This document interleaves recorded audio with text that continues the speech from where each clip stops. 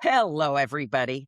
You know, in so many areas of our personal and professional lives, we know what we should be doing. We know that if we did it, our lives might be better. We know what would help us, what would be beneficial. Yet, we don't do it all too often.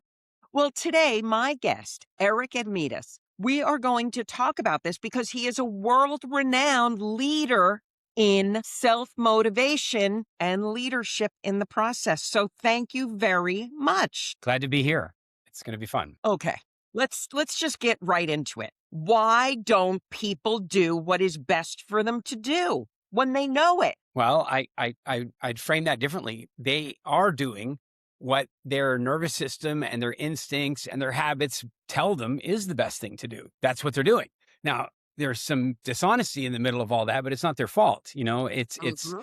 It can be explained really this way, that for the vast majority of human history, survival was incredibly difficult and unlikely. If you, as a woman, had 8 children, you might get 2 of them to survive. Like, it was a tough life for most of human history, which meant that if you did something on Tuesday and Wednesday and you were still alive on Thursday, whatever you did on Tuesday and Wednesday must have been good because you're still here. And so humans have this sort of built-in, if I did it the last few days and I'm still alive, it must be good.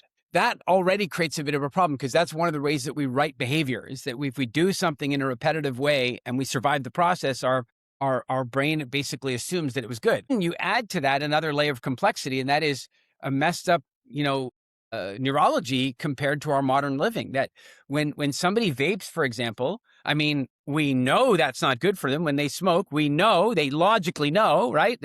Nobody would say that, well, actually, this is good for me. But Mhm. they're changing their breathing patterns from a stressed breathing pattern, like low, shallow breathing, crunched up. They go out, they stand up, they take and they take a de-stressing breath. So their body goes, oh, I must be relaxed, and the danger must have passed. And so their You know, body, that is the best visual explanation I have ever heard for why people say they relax when they smoke. They're that's it. taking a deep breath. Yeah, they're Wow. relaxing despite the toxins they're inhaling, because they're changing the breathing pattern. One of the smartest things that tobacco companies ever figured out how to do was to get you to do something that relaxes you and link their smelly product to it. That is brilliant. I mean, seriously, if we stop this podcast right now, which we're not going to, because if this is the beginning, we've got a lot more coming. Seriously, I have never heard anyone, and I've been around a while, heard that as a descriptor for why people relax from smoking. Wow. Really Well, good one. that's one example of what we basically call evolutionary mismatch theory, that our nervous systems evolved for a very different version of life than the one we're living at the moment. And in many ways, we would call the current version of life to be better, safer, more secure, more comfortable. But our nervous system isn't very good at this new version. And so we get a bunch of misfired cues. If you sit and scroll on your phone, your nervous system gets this, constant, like, I've learned something. I'm becoming a better human being. Oh, that made me feel good. I'm getting some dopamine. Oh, that made me feel so loving. And I've got some oxytocin.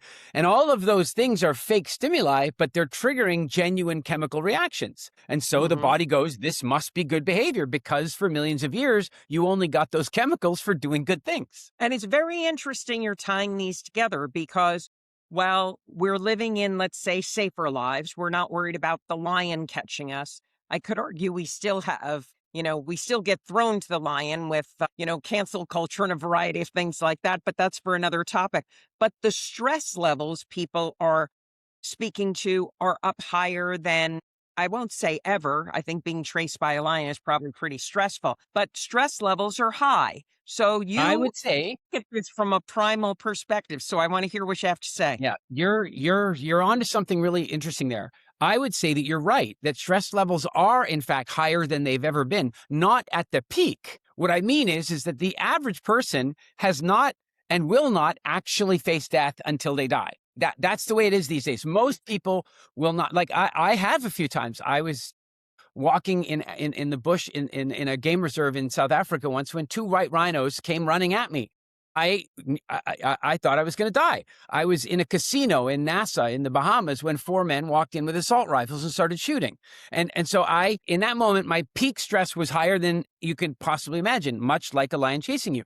So most people will not have any of that peak stress that our ancestors lived with on a weekly basis, but they will Mhm. live with a level of pervasive stress unlike anything our ancestors ever dealt with. And here's the crazy part, and it's sort of unfortunate to say it because it's sort of invalidating, but it's not real.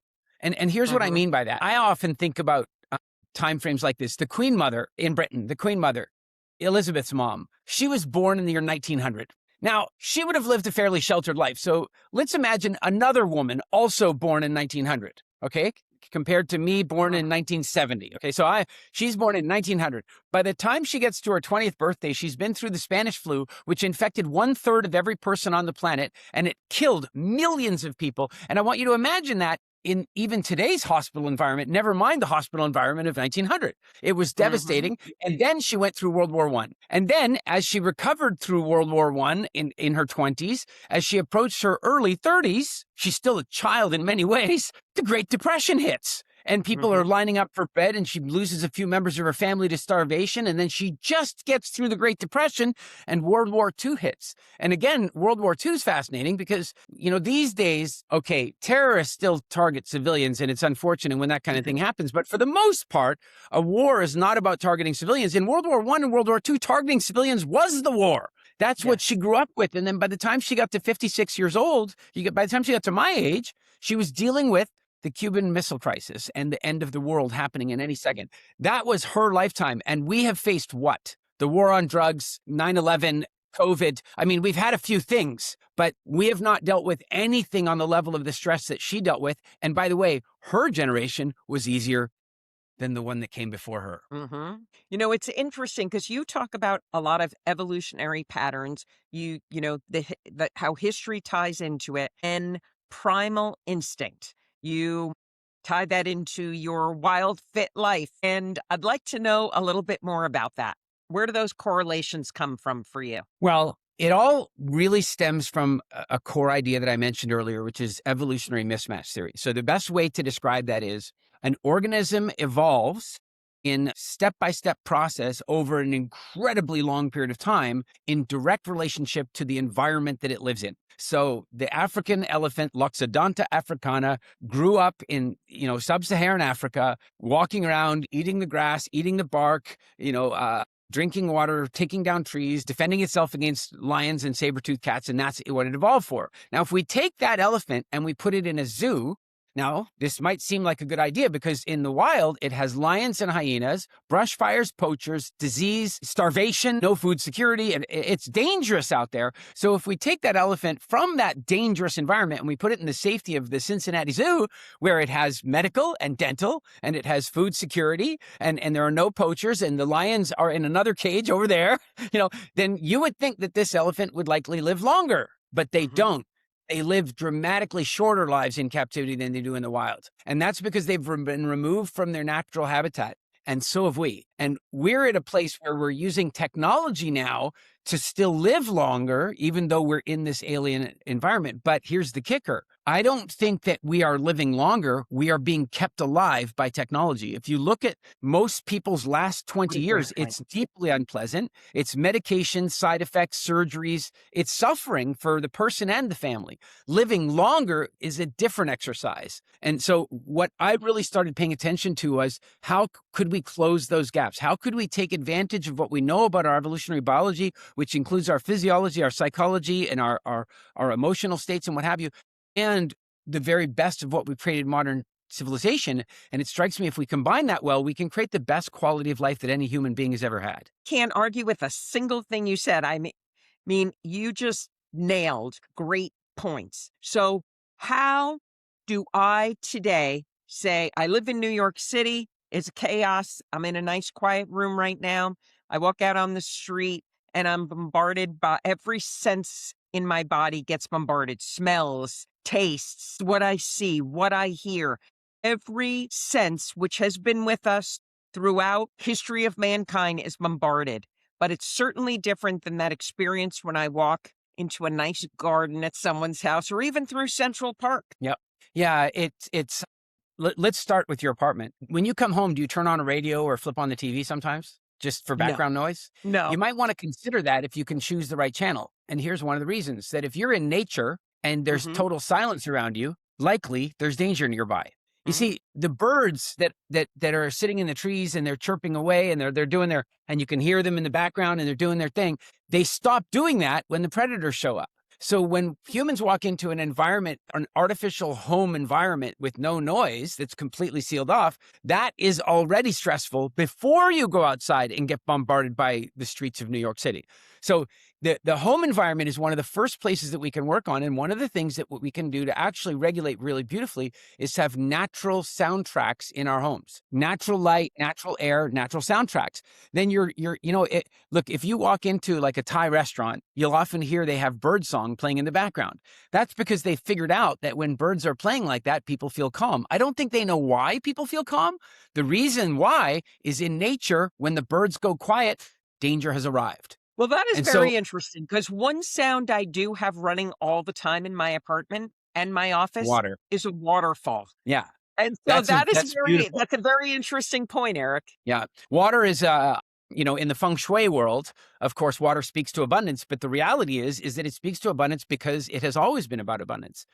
And there's a couple of reasons for that. I mean, running water is abundant water for drinking, which of course is like, the after air, it's the number 2 need of the body. We can live for weeks Mhm. without food. We can only go a day or two without water. So having running water around you is a signifier of abundance. But also, this is interesting about like oceanfront or lakefront property. Why is it so damn valuable? You have all these people that are talking all about global warming and how the ocean, Bill Gates, yet Bill Gates has billions of dollars of seafront property. Why is that? Well, despite whatever he believes about rising sea levels, he wants the seafront property because at an instinct level, he might not know this, but at an instinct level, when you live on the shoreline, you are communicating abundance to yourself of drinking water if it's fresh water or food if it's salt, if it's seawater, but you're also communicating yourself safety from 180 degrees.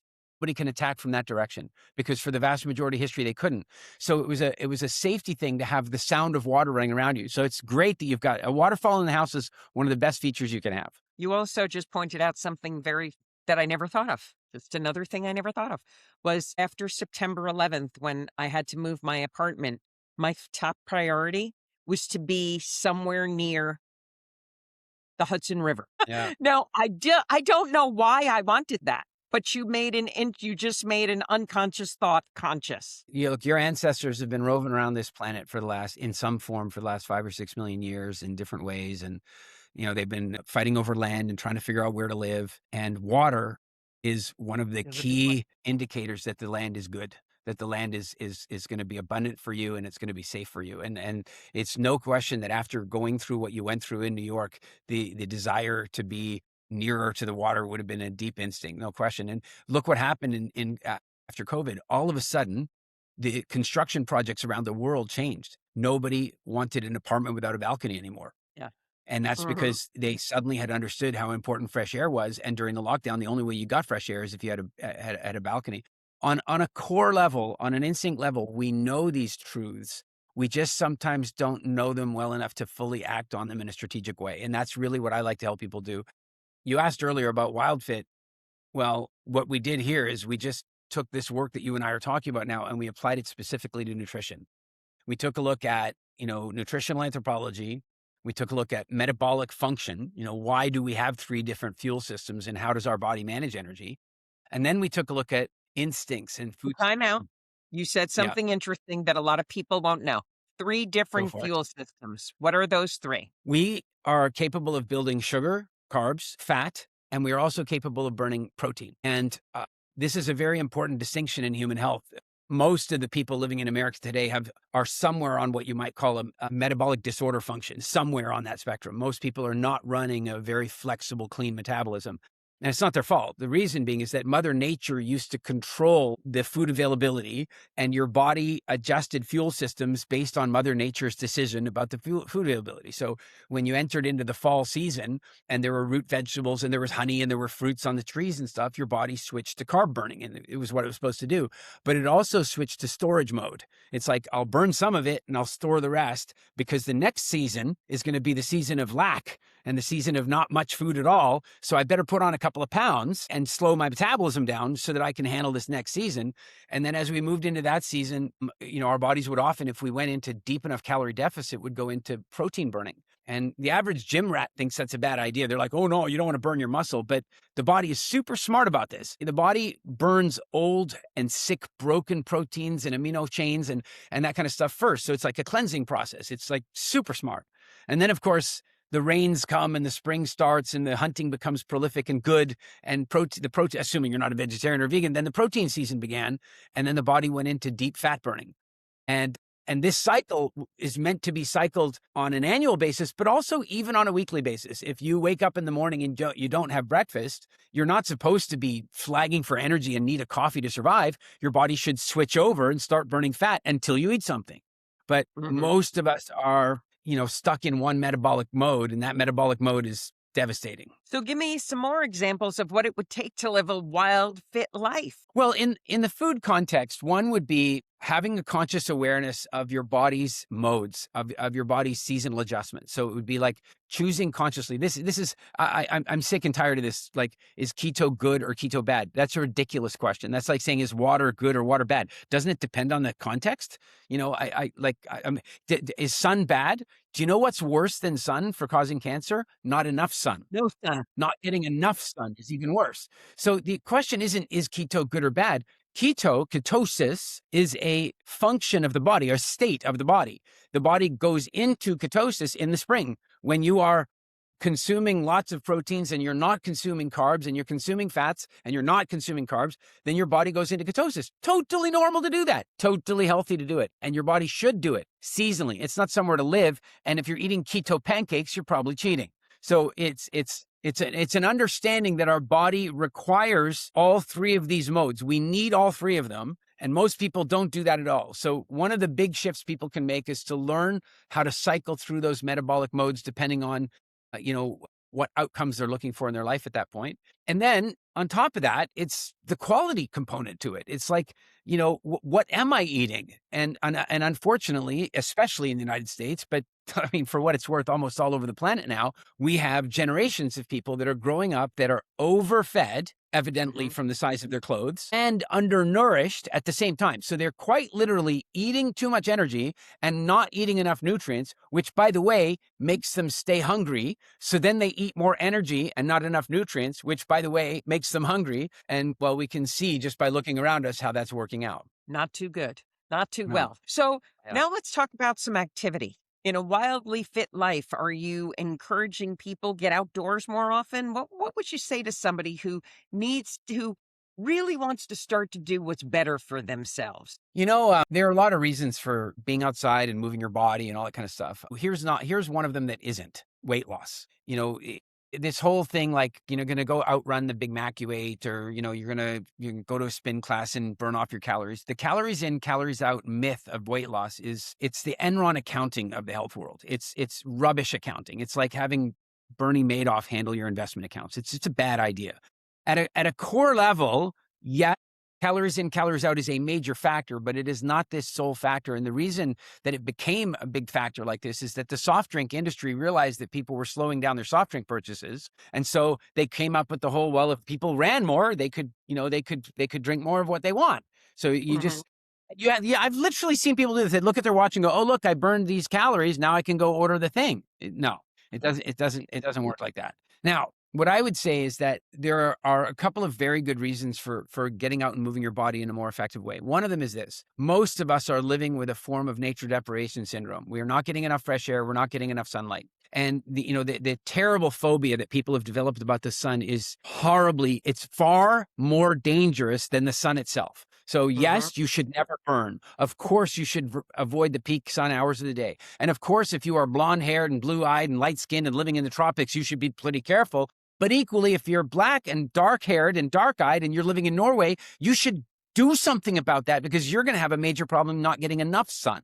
And so Mhm. we should all be making sure that we get outside, get the fresh air, get enough sun and that kind of stuff. But for movement, I want to say this, that for movement, there are two reasons that a lot of people don't think about. They think about cardiovascular fitness, they think about looking good, and they think about losing weight. And if those things are enough, then people would do it more, but they're not enough and people aren't doing it enough. So I want to give two much better reasons. The one is that potentially the biggest flex in longevity and quality longevity, health span, rather than just being kept alive, but actually living longer and functionally, maybe the biggest flex you could possibly do there. I didn't even mean the pun, but it's muscle density. It is. It's muscle density. If you've got big muscular legs, good glutes, good armor, if you have good muscles, then you are going to live longer and you're going to live a higher quality life. And you're only going to grow or maintain your muscles if you occasionally push them to the point of failure. So, Mhm. the way I often think about it is if you wake up in the morning, there are three different messages that you can give your muscles on any given day. Message number one, I don't need you. And you can do that by not using them, by taking Uber, by taking the elevator, by not lifting stuff. That's message number one. Message number two is, oh, I like you. I like you. And that's where you use them, but not particularly effectively. You don't really push. Maybe you walk, maybe you try to get your 10,000 steps in, but you don't do any resistant movement. You don't go to the gym. You don't slam it. You don't lift stuff. You don't make it hurt. Message number three, and this is the message we should be sending to our muscles at least 3 times a week, and that is, you are not enough. You should be telling them that they're not enough. And the way you do that is you make them lift things heavier than they can lift. You lift to failure, you push to failure. Your ancestors did it all the time because it was a matter of survival for them. Now, unfortunately, it isn't for us. And so we actually have to pay somebody so we can go lift their stuff.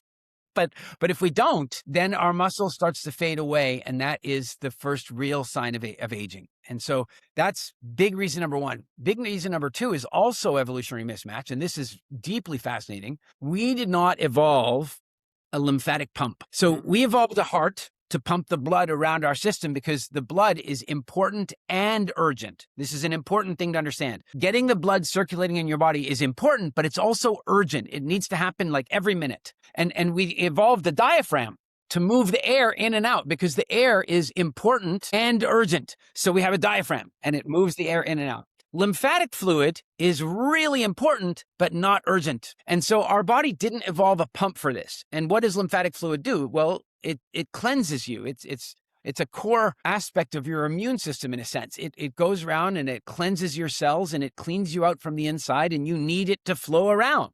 But the reason it didn't evolve a pump was our day-to-day requirement for movement, just to satisfy our most basic hydration and nutrition requirements, meant that we flexed our muscles. We moved around, and that pumped the lymph around our systems. The average person today does not do 10,000 steps. The average person lifts nothing. The average person does not fully contract their muscles. They squeeze the lymph around their system, and they wonder why it is that they get sick on a regular basis and develop unbelievably terrible end-of-life diseases at the end. If you were to go 50 years without cleansing from the inside, you can imagine that's not going to go very well. So don't go to the gym to get fit. Go to the gym to get clean. Mhm. I've always been a big fan of rebounding, and I have some Yeah, rebounding is whopper amazing. videos of me flying off that rebounder into my plants as well. So I've changed my techniques on rebounding over the years, but I love it. And when I don't do it, I get that headache. You'll get a headache if you get on a rebounder. If you've skipped it for 5 days and you get on it, you really notice what built up in between, in that lymph, in those Yeah, yeah. muscles. Whoa, when it pulses out. Now, at some point, Eric, you wrote a book. I believe was it called Post-Diabetic? Post-diabetic. Yeah, that's right. Post-diabetic. So at some point, you were looking at diabetes as an issue for people, which is obviously a metabolic disease. And if we're talking about type 2 diabetes, it is, often self-induced in different ways or triggered by a variety of more controllable factors. So I'd like to hear how you came to that and what you were writing. Okay. I will say that I did not start off looking at diabetes at all. In fact, Mhm, I didn't know much about diabetes at the time, and I certainly wasn't any kind of a diabetes expert, nor do I consider myself one today. What happened is that we created our WildFit program, and our WildFit program was unbelievable and is unbelievably effective at helping people retrain their relationship with food and create metabolic flexibility and metabolic balance. And the side effects of doing that are wide. Weight loss, weight gain if you need it, improved sex drive, improved sleep, reduction of autoimmune conditions, and a variety of things happen when you right your relationship with food. It's fascinating. mhm, We literally have thousands of these stories that we've collected over the years. But the one pattern that we kept seeing over and over again was type 2 diabetes reversal. And we didn't really know why that was happening, but what was happening is that many of our clients were saying, look, my doctor wants to know what I did because my A1C is now like 5.2 and it was 12.5, so like what's going mhm, on here?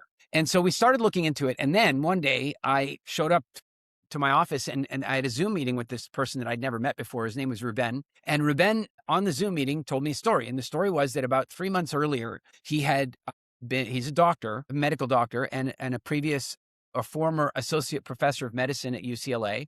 And he was running 3 clinics in Southern California, and he was on his way to one of his clinics when he was a bit sleepy in the morning, so he stopped off at Starbucks and bought a coffee, and then he still fell asleep and wrecked his car. And 2 days later, he's in a rental car because his car's not doing so well. Luckily, nobody was hurt, but the car was hurt pretty badly. So he stops off at Starbucks again because, drowsy in the morning, and again falls asleep, even with the coffee, and gets into another pretty bad wreck. And that night, he goes home and has a serious crisis of conscience. He's like, "How can I be a doctor? It's like if if I was a financial planner and I was arriving home to this, how could I keep being a financial planner? Right? That's I can't do this anymore." And that pushed him out onto the interwebs, and somehow he found one of my master classes. I think it was through Mind Valley, and mhm. he did the master class, and then he enrolled in the full 3-month, 90-day Wilder Body Challenge, or the WildFit program that we have. And he did that program, and it's now been 3 months, and he's on the call with me, and he goes, "Eric, in the last 3 months, I've lost 40 pounds. I am no longer type 2 diabetic, and I am no longer hypertensive, and I am off 9 of 10 prescription medications. My life is completely transformed. And the reason that I booked this call with you is nobody taught me in medical school that this was possible. And so you and I have to write a book together." And that's how the book came about. So he and I co-authored the book Post-Diabetic. In the book, we put forward a couple of edgy ideas, but the one is that it's not edgy anymore, I think, but type 2 diabetes is reversible in the vast majority of cases. We call remission post-diabetic for a reason, because there are 2 really good reasons. The one is that if somebody is type 2 diabetic and they start to reverse the condition, then there will be a brief moment in time when they are, from a metrics perspective, they will be considered pre-diabetic. But the problem is Mhm. that pre indicates a direction, That it's and coming. if the trend's the other way, then they I shouldn't be it yeah, they shouldn't be treated like a pre-diabetic. So we inform our clients that if they end up in that when they end up in that reversal pattern, they should correct their doctor and say, "No, I'm not pre-diabetic, I'm post-diabetic." And that has a material impact on the medical advice you should be giving me, because I am not Mhm, headed in the wrong direction, I'm headed in the right direction. So this is not the time for increasing my prescription. If anything, it's a time for decreasing it. And then mhm, when they've passed out of that window and they've gone into the normal range, we also don't say that they're now not diabetic. We say that they're post-diabetic. And this is an important distinction, because if they were once before, they've indicated a propensity for developing diabetes. And so they need to be more careful than the average person. Plus, this is a very simplistic idea, but in a sense, your body has this energy management system that's like an elastic band. And you keep stretching it and relaxing it, stretching and relaxing it. But if you stretch it for too long without relaxing it, it loses its shape. And that's type 2 diabetes. Now, what we've done is we've allowed it to regain its shape, but it will never forget that it can get like that. And so once somebody's reversed their diabetes, we still refer to them as post-diabetic, to make sure that they maintain their awareness that if they slip back into their old patterns, the situation's going to be there. There's no question you're a great poster man for everything we've been discussing. So what's a day in the life like for Eric these days?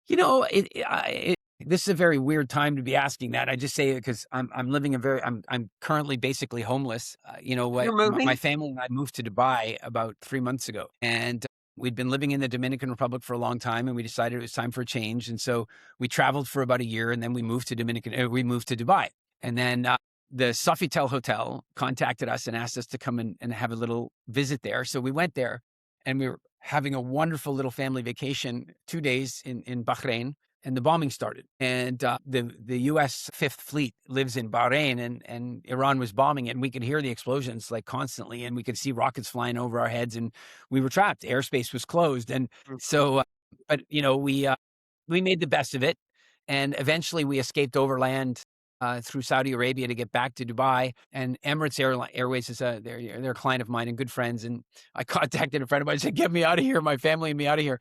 And they got the last 4 seats out of the country on a flight to Paris. We didn't even want to go to Paris, but there we were off to Paris. And I'll tell you, we were like in economy, all of us in separate middle seats. Never so grateful to be in a middle seat, as you can imagine. And but then a very good buddy of mine, Bruce Music from Love at First Fight. He's a great, great guy and a great relationship. You should have him on your podcast one day. He's phenomenal. But he called me and he says, "Hey, listen, I just bought this house near Cape Town. Do you want to go stay?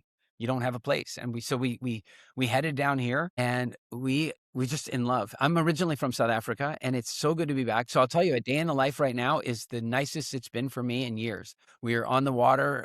We go for 1 or 2 walks a day every day. At the beach. We go to the gym every day. I'm playing paddle, and I sit and work and watch the seals play in the water and the mongooses in the garden. And so that's a day in the life currently. Nice. And the work. What's the work? Which aspect? I mean, for me, these For your days, work. work is, What's your work? yeah, for me these days, working is a combination of writing. I enjoy writing, and I've got 2 books in development at the moment. I've done 3 so far, and 2 now in Do you want to development. share what those And future topics are? sure, Or are you keeping them under wrap at the moment? the one is the work. These are working titles, but the one is called Unforgettable, and it is about how to construct and deliver the most powerful presentations on the planet. How to change the way people think and create genuine influence. And public speaking's been a very big part of my life, and I started off phobic of it. So I thought, and I've been teaching it for years. I thought it was time to commit it to a book. So that book is coming. And the other one is called Stop It. And it is about behavior cessation. There are lots of books out there about how to create habits, but there are none out there to teach you how to stop habits. Yeah, I mean, there are some, they like how to quit smoking, but there's no comprehensive book on behavior cessation. How do you stop running these patterns that are getting in the way? And so Stop It is all about that. It's That how to get inside yourself and figure out where these behaviors come from and how to rewire yourself so you don't have to use willpower to stop them. it's funny you use that phrase because I've taken tons of hypnosis courses. I've done hypnosis with people for years, for friends, for clients, used it with our children. And one of the most powerful phrases that I think more parents should use because it takes people out of a trance very quick is stop it. Yeah. But people don't. They start talking like, well, I don't think you want to do that anymore. Da, da, da." But stop it. And it's even No, a great thing. stop it can be a two-edged sword that way. Yeah, it's And what I true. mean is that if you're talking about, like, I really like Jordan Peterson's idea that you should never let your children behave in a way that makes you not like them. I think that's a fabulous principle because the truth is you're the one most predisposed to like your children. So if they're behaving in a way that makes you not like them, imagine the impact they're having on others, right? And so Hmm. when your kids are doing something in a given moment, I think that this new soft, gentle, everybody gets a trophy version of now, do you really think the other people like the way you're behaving right now? Like, I think there's a time and a place for that, but sometimes you're right. A firm parental command to stop it is appropriate. But when you're talking about deeply ingrained habits of behavior, like vaping, like scrolling, like sleeping in, like raising your voice in an argument. There's hundreds of them. Stop it doesn't work in that case anymore, not as a command. It works when you begin to understand the strategic underpinnings of the behavior. Very much what you and I started with. When people have a habit or a behavior that they're repeating, it's because some part of them believes it's helping them survive, even if it's not. And so if Yes. you can go into the back of it and find what their stop strategy is, what's crazy is a lot of times the behavior will stop and let go without willpower. And that's Hmm. that's real magic. Yeah, that we're aligned in so many ways, because I teach a lot of perception and I say, you're believing this is, and let's move it from the unconscious to the conscious level. So you see, it's really not such a great benefit for you. There's something that we could look at a little differently here. It's very Yeah. fascinating what you're doing. What would you say is some parting wisdom for people looking to be more connected in their lives today? All right. I'll give you what I think is among the most important parting wisdom that I can impart today. and then I'll give you 3 gifts. So we'll take it from Okay. there. We're getting extra. The parting wisdom is this, that we are without question living in the safest, most secure, most optimal times that have ever existed on this planet by every measure. We have never had better parity in male female education than we've ever had. The streets are literally twice as safe today as they were in the 70s. There are less people by percentage living in poverty today than there's ever been. Less people are hurt by natural disasters today by half than they were 30 years ago. By every measure except potentially the environment, we are living in the very best time that has ever existed, and yet we are suffering more than any other generations have before. And so we should really be looking at what that is. And I will suggest to you that it's a combination of 2 things, or they're both part of the same thing, and that is nature deprivation syndrome. That is being too far removed out of our environment, and at a larger level, it's evolutionary mismatch. What that means is that we've been taken out of the wild and we've been placed in captivity, and in captivity we are withering. And so what we need to do is not sell all our shit and move out into the jungle. What we need to do is figure out how to bring enough of our natural environment into our lives, in our homes, in our families, in our lives. If we can close those gaps, then we can dramatically improve our quality of life. And the opportunity right now is to marry what we know about our evolutionary biology and psychology, or let's say our ancestral wisdom, and our modern knowledge. And if we combine those things together, we have the capacity right now to create the best quality of life that has ever existed on this planet. So gift Mhm. number 1 is, if you go to gapfinder.com, we have a deep assessment there. It's very deep, but there are many assessments. There are 10 areas of life that are governed by evolutionary mismatch. Everything from resource acquisition and money, to family, to environment, to health and fitness. They're all there. And if they go to Gapfinder, they can do any one of those mini assessments totally for free. They can just go there right now and go and do one for free. Then the second one is that everybody has wisdom, and I mean everybody. I know, even that guy that you think doesn't have wisdom, but everybody has some life experience or stories that they need to share. But most of us, we were sent out into the world unarmed. And this is kind of a crazy way to put it. But if you're a commanding officer and you send your soldier out to battle without a weapon, that's called dereliction of duty, and you can go to prison for it. And yet we send our kids to school for 4 years, 6 years, 8 years. We give them all this knowledge, and nobody teaches them how to communicate it. Nobody teaches them how to speak effectively, to present effectively. We send them out into the world unarmed. And so what I want to suggest is that there are very clear patterns of influence. And when you know what your pattern of influence is, it becomes a lot easier to design a talk and deliver it in a way that's going to get you that promotion, going to help you to raise the money, going to help you get the votes, whatever it is that you're trying to do with speaking. And so what I suggest there is, I hope I've got the URL right. If not, my team will send you the right one. You can put in the show notes, but I And think we'll it's make sure it's below this link. yeah, I think it's impactdynamics.com. They can go and find their profile there, and that there's no charge for that. It'll show them what their impact profile is, and will help guide the way they communicate in a more effective way. And I said there was a third gift, didn't I? And I now need to remember what it was. I know there's a third gift, and I'm just trying to think. Well, I'll tell a little story that you just reminded me of. Well, you All right, think go of ahead. that third gift. You Yeah. talk about getting back to nature. When our kids were little, we were living in New York, but we always used to go for summers, we'd go rent a home someplace and, stay there in total woods, rivers, streams, and have a blast. And when our son was about 4 years old, I was walking him to kindergarten, and he says to me, "You know what, Mom? I think I'd be a better person if we lived in the places God's made and not man's made." I'm like, "Oh boy, big moment coming here. I better stop walking and get down to his level."